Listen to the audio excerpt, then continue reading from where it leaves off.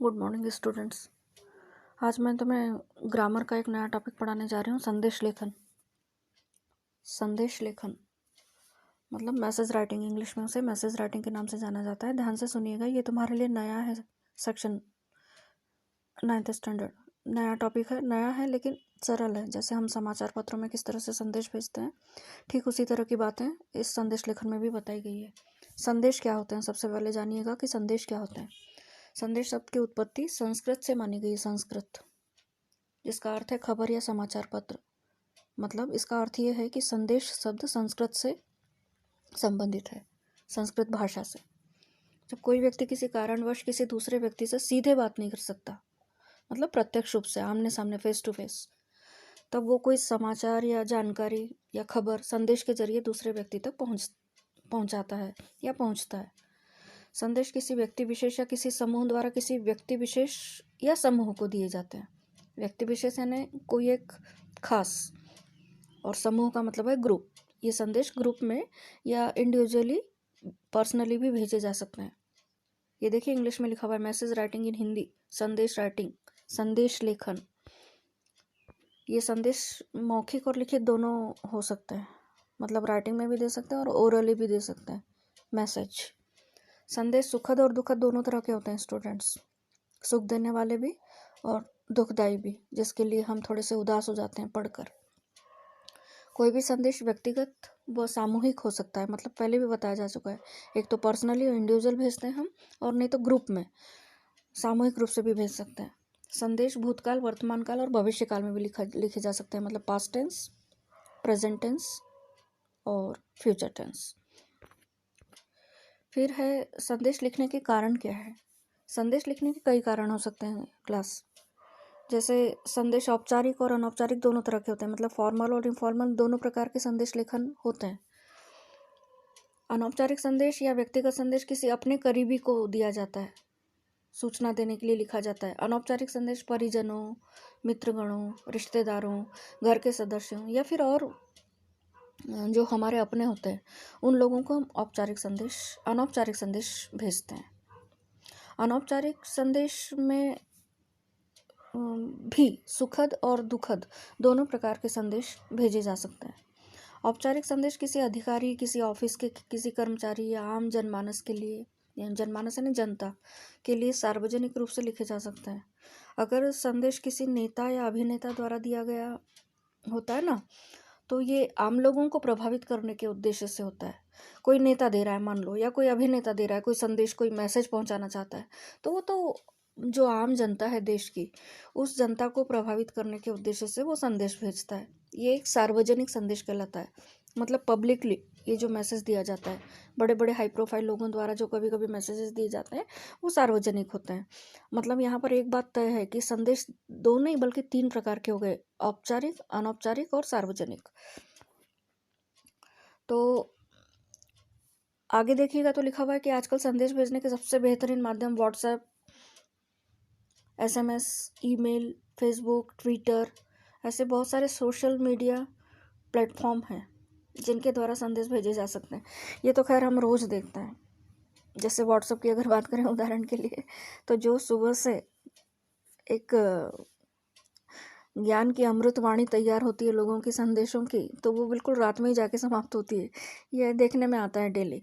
तो मैं ऐसा नहीं बोल रही हूँ कि संदेश मतलब उटपटांग टाइप के होते हैं, बहुत अच्छे होते हैं। कुछ तो इतने ज़्यादा मतलब अट्रैक्ट कर डालते हैं, इतने ज़्यादा आकर्षित करते हैं कि उस संदेश को पढ़कर हम भी कुछ सीख सकते हैं। फिर अब आगे अगर जानना है तो हम जानेंगे संदेश लेखन के प्रकारों के बारे में जानकारी। Type of message writing. संदेश निम्न प्रकार के होते हैं। निम्न प्रकार के ने नीचे दिए गए कुछ प्रकार हैं, ध्यान से देखिएगा। सबसे पहले शुभ कामना संदेश। शुभकामना संदेश मुख्य रूप से किसी व्यक्ति के जन्मदिन, सालगिरह, विद्यार्थियों को उनकी परीक्षा में सफलता, प्राप्त करने में, उनका अभिनंदन करने में, कर्मचारियों की पदोन्नति होने पर भेजे जाने वाले संदेशों में शुभकामना संदेश मतलब भेजे जा सकते हैं। शुभकामना संदेश कहा जाता है।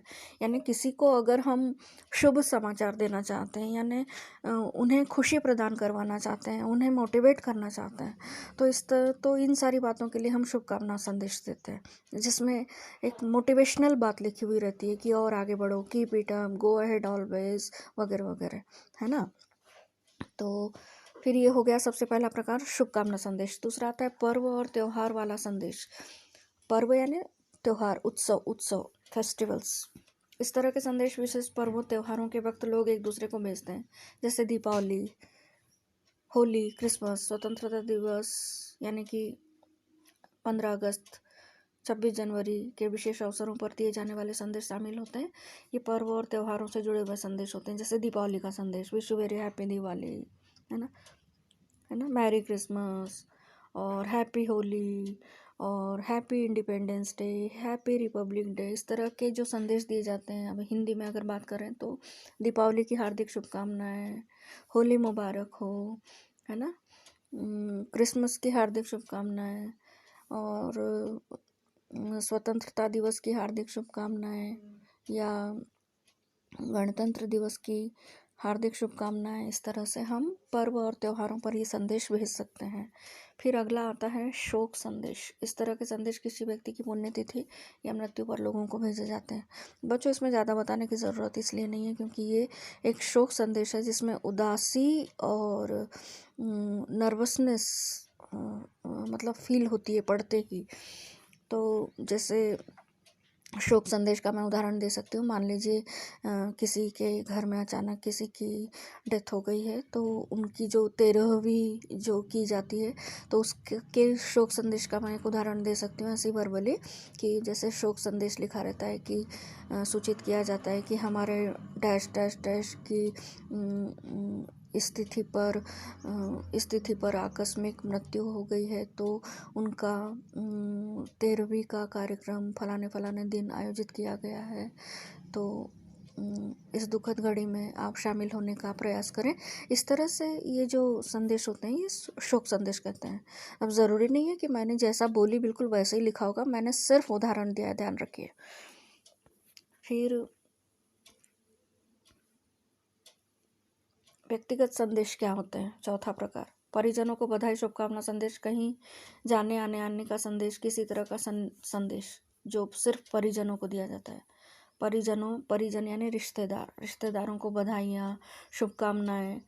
कहीं जा रहे हैं आप या कहीं से आ रहे हैं आप, तो उसका संदेश या किसी अन्य तरह का संदेश सिर्फ और सिर्फ परिजनों को दिया जाता है। परिजन का मतलब है रिश्तेदार। सामाजिक संदेश धार्मिक या सामाजिक कार्यक्रमों से जुड़े आयोजन यानी कार्यक्रम के संदर्भ में दिए जाने वाले संदेश को हम सामाजिक संदेश कहते हैं। पर्यावरण दिवस पर संदेश, जल बचाओ संदेश, बेटी बचाओ बेटी पढ़ाओ, ये जो संदेश है, यानी ये संदेश एक प्रकार से जिस तरह से आपने इससे पहले नारा लेखन पढ़ा था, कुछ वैसे ही है, लेकिन इसमें अलग अलग प्रकार दिए गए हैं। तो इस प्रकार के इन अवसरों पर दिए जाने वाले संदेश भी बहुत महत्वपूर्ण होते हैं, जो सामाजिक संदेश कहलाते हैं, पूरे समाज से जुड़े हुए। फिर है मिश्रित संदेश। इस मिश्रित संदेश में वर्तमान में चल रही कोरोना महामारी संबंधी, डेंगू, मलेरिया आदि से संबंधित संदेश, या बाढ़ या भूकंप आदि से संबंधित संदेश, या देश से जुड़ा हुआ कोई संदेश हो सकता है। ठीक है, तो ये हो गए संदेश लेखन के कई प्रकार। ये सारे के सारे प्रकार और ये सारी बातें जो यहाँ पर ऑडियो वीडियो लिंक द्वारा भेजी जा रही है स्टूडेंट्स, ये आपको अपनी नोटबुक में लिखना है क्योंकि ये आपके लिए नया टॉपिक है। फिर है संदेश लेखन के वक्त निम्नलिखित बातों का ध्यान रखना चाहिए। सबसे पहले संदेश को किसी सीमा रेखा जैसे बॉक्स या गोले के अंदर बनाना है, ऐसा स्क्वायर कट या फिर गोला बनाइए राउंड में। संदेश की शुरुआत संदेश शब्द अवश्य लिखें जब आप शुरुआत करते हैं, तो संदेश लेखन समय ज़रूर लिखना चाहिए साइड में। फिर मुख्य विषय का कम लेकिन प्रभावशाली शब्दों में वर्णन करें। जिस विषय पर आप बात कर रहे हैं, प्रभावशाली आकर्षक शब्दों का इस्तेमाल होना चाहिए। अंत में संदेश लिखने वाले का नाम ज़रूर लिखिएगा।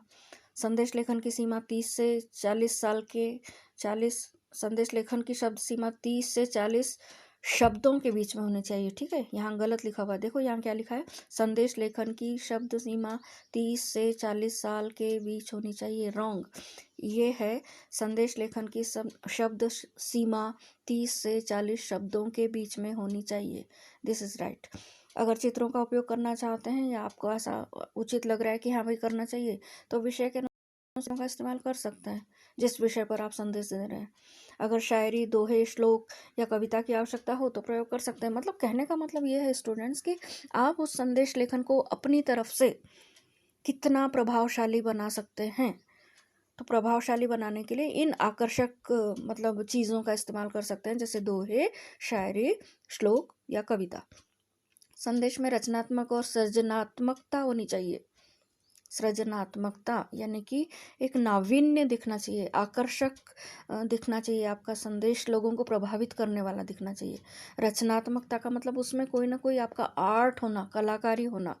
संदेश सरल और संक्षिप्त शब्दों में प्रभावशाली और विषय के अनुसार लिखा जाना चाहिए, और विषय के अनुसार रंगों का भी प्रयोग किया जा सकता है। ओके, जैसे आप होली का संदेश दे रहे हैं तो उसमें कहीं ना कहीं आप रंगों का प्रयोग करेंगे। जैसे आप क्रिसमस का संदेश दे रहे हैं तो क्रिसमस में भी आप कहीं तो भी क्रिसमस ट्री वगैरह बनाकर आप एक अच्छा प्रयोग कर सकते हैं। तो ये विषय के अनुसार रंगों का प्रयोग कर सकते हैं। संदेश के अंदर या संदेश में इधर उधर की बातें ना लिखते हुए केवल विषय वस्तु पर ध्यान देना बहुत ज़्यादा ज़रूरी होता है। तो अब ये आगे की और अंतिम स्लाइड में देखिए, संदेश लेखन का प्रारूप दिया गया है। इस तरह से रहता है संदेश लेखन। फर्स्ट एक उदाहरण दिया गया, औपचारिक संदेश लेखन का प्रारूप देखिए ऐसे लिखा जाता है, और अनौपचारिक संदेश लेखन का प्रारूप कुछ इस तरह से होता है। तो यहाँ साफ साफ लिखा हुआ है, और संदेश लेखन के कुछ उदाहरण जो नीचे दिए गए हैं उसमें है उदाहरण देखिए, गणतंत्र दिवस के शुभ अवसर पर देशवासियों के लिए एक संदेश। ये आप अपनी नोटबुक में लिख लेंगे तो ये आपको बहुत अच्छी तरह से समझ में आ जाएगा कि आखिरकार संदेश लिखना यानी किस प्रकार प्रयोग में लाया जा सकता है। तो ये उदाहरण जो दिया गया है ना, इसको आप सिस्टमेटिकली अपनी नोटबुक में भी उतारिएगा। तो ये एक तो सार्वजनिक संदेश हो गया, ठीक है। और इसी तरह जन्मदिन पर शुभकामना संदेश, ये देखिए दूसरा उदाहरण नंबर 3 शोक संदेश। और उदाहरण नंबर 3 में शोक संदेश के कुछ उदाहरण जो यहाँ पर दिया गया है, ये देखिए इस प्रकार से, दीपावली के शुभ अवसर पर एक संदेश। फिर